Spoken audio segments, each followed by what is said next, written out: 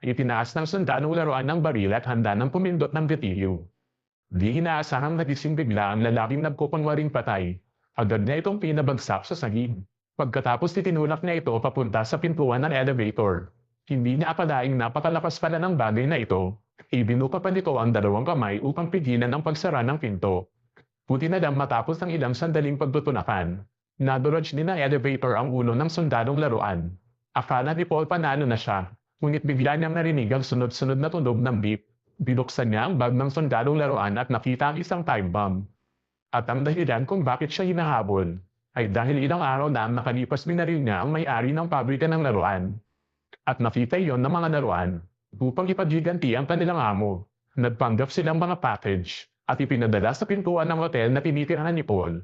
Bilang isang binasapol ay maingat na sinuri ang package. Nang masigurong ligtas sa kanya ito binuksan gamit ang patalim. Sa loob ay puro mga sundalong laruan. Ipinagwa ng bahana ng iyon ni Paul at inihagis sa mesa. Pagkatapos nagpunta siya sa kusina at uminom ng cola.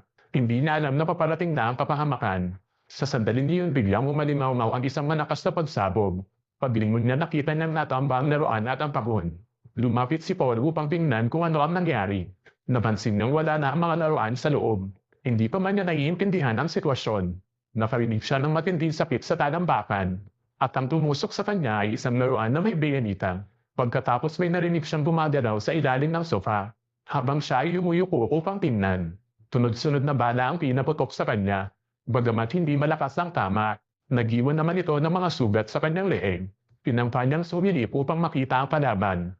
Ngunit muli siyang sinalubong ng putok, kasama pa ang isang rocket launcher, na tumama sa kanyang hita, at mukhang hindi pa titigil ang kalaban. Napilitan si Paul na tiisin ang sakit at gumapang papasok sa banyo. Upang malaman kung ano ang umatake sa kanya, kinuha niya ang isang bangko at lumapit sa pinto. Sinilip ang sitwasyon sa labas gamit ang salamin. Habang sa silid ay patuloy ang putukan, at ang lakas ng pagsabog ay bumasag pa sa salamin. Inis siya na bilang isang binasang mamamasyal ay nauwi siya sa ganitong sitwasyon. Kaya nagpasya siyang ipakita sa kalaban kung gaano siya kahirap tapatan. Agad siyang tumungo sa silid tulugan, at kinuha ang isang baril bago sumugod palabas. Pinaputukan niya ang sofa, ngunit hindi tumagos ang bala sa sofa, at muntik pa siyang tamaan ng isang missile. Napilitan siyang umatras habang nagpapaputok. Pumasok siya sa kusina at kumuha ng isang submachine gun. Dahil sa mas malakas na armas, hindi na siya umatras na may pag-aalinlangan. Pinaputukan niya ang sofa ng tuloy-tuloy. Pagkaubos ng bala agad siyang nagpalit ng magazine. Lumipat siya sa kabila at nagpatuloy sa pagpapaputok. Dahil sa walang tigil na pag-atake, tumigil ang ingay mula sa ilalim ng sofa. Galit na galit niyang inangat ang sofa at nagulat siya sa nakita. Nakakalat sa sahig ang maliliit na berdeng bagay. Kapala ay grupo ng gumagalaw na sundalong laruan. Galit niyang inangat muli ang sofa at muli siyang nabigla sa nakita. Nakakalat ang maliliit na berdeng bagay.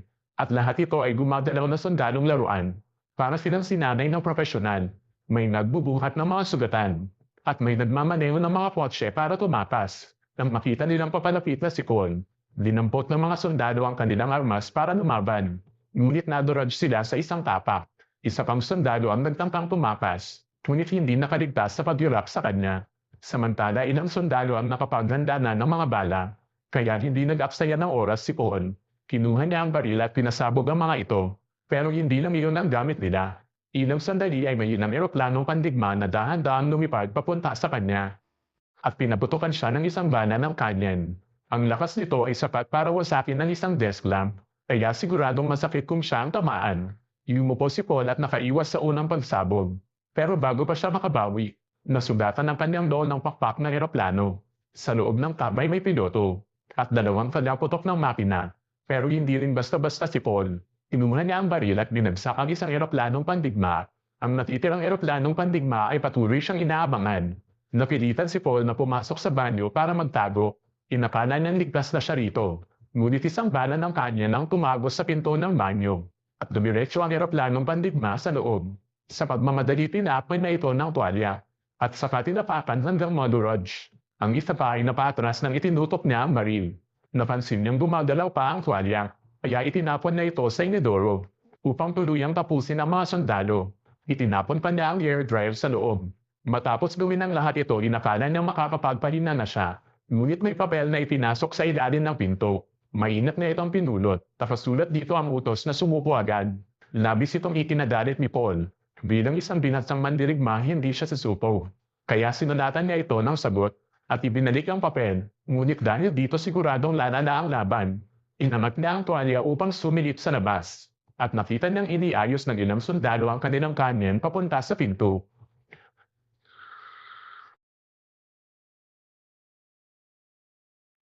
Hinilagdadan at nabutas ang pinto ng ilang malaking butas. Sa sobrang lakas ng putok, nahirapan na si Paul. Nagpasya siyang gumapang palabas upang tumakas. Ngunit sa labas ay 100 metro ang taas na gusali. Kada hakbang niya ay kailangan niyang maging sobrang mainat. Isang pagkakamali lang ay tiyak na malalaglag siya at hindi na mabubuo. Mas malala pa ay hinahabol na siya ng mga eroplanong pandigma at agad siyang pinaputukan sa ulo. Kaya nakadapa si Paul at kumapit sa gilid ng gusali. Nang makabawi siya ay agad siyang bumunot ng baril para lumaban. Buti na lang at maganda pa rin ang kanyang pagbaril. At napabagsak niya ang muling eroplanong pandigma. Pagkatapos ay tumalon siya papunta sa balcony. At palihim na nagtago sa likod ng mga sundalo. Nakita niyang nakabantay pa rin sila sa pintuan ng banyo. At ginayos yung panangopisyal ang natutulog na sundalo. Halatang hindi sila titigil hanggat hindi natatapos ang misyon. Nakatingin si Paul sa fire extinguisher. At agad niyang naisip ang paraan para tapusin sila. Una niyang pinaandaran bilaw na laruan photo para lapitan ng mga sundalo. Habang ang kanilang atensyon ay nalilihis, kinuha ni Paul ang fire extinguisher at inisprayan ng ilang sundalo. 2 sundalo ang nagmamadaling magmaneho ng armored car para tumulong. At paikot-ikot silang nagpapaputok sa harap ni Paul. Dahil sa lakas ng putok na patras siya ng paulit-ulit. Pero agad niyang inayos ang kanyang posisyon. At tiniis ang sakit habang sinisindihan ng hawak ng alkohol. Saka niya ito inisprayhan papunta sa armored car. Dahil sa walang tigil na apoy, sumalpok ang sasakyan sa padera at sumabog. Habang tuwang-tuwa pa si Paul, ang natitirang mga sundalo ay nagwala sa pagpapaputok, kaya muli niyang ginamit ang apoy at sinunog sila hanggang matunog. Sa oras na iyon ay naubos na ang laman ng fire extinguisher. At ang natirang sundalo ay nagsimulang magmasid sa paligid. Hindi nila alam na kinuha na ni Paul ang kahon. At bago pa sila makapansin ay nabagsakan na sila. Pagkatapos ay inilatag niya ang mga sundalong laruan sa mesa para bilangin. Nang masigurong kumpleto ang mga ito, inilagay niya sila sa microwave upang tunawin. Pagkatapos ng matinding labanan, sobrang pagod na si Paul. Gusto lang sana niyang mag-relax sa malamig na palaygod. Ngunit bigla siyang nakaramdam ng hiwa sa kanyang braso. Ipinapakita nito may natitira pang panganib sa silim. Hindi naglapas loob si Paul na magpapampantay. Katapos balutan ng sugat agad siyang naglanda umalis. Ngunit pagpasok niya sa elevator, biglang sumabog ang control panel. At bumulusok sila sa dilim. Isang toy komando ang tumalon mula sa siwang. At sinimulang atatihin ang kanyang bukong-bukong. Sa mahina ngunit malinaw na ilaw nakita niya ang itsura ng sundalo. Malinaw na mas malakas ito kaysa sa iba. Kaya dali-dali siyang umakyat papunta sa air vent. Ngunit bago pa siya makapagpahinga, nakita niyang hawak ng sundalo ang isang patalim. At napatitig ito sa kanya mula sa itaas. Buti na lang sakto ring dumaba ang isa pang elevator. At wala na siyang balak lumaban pa.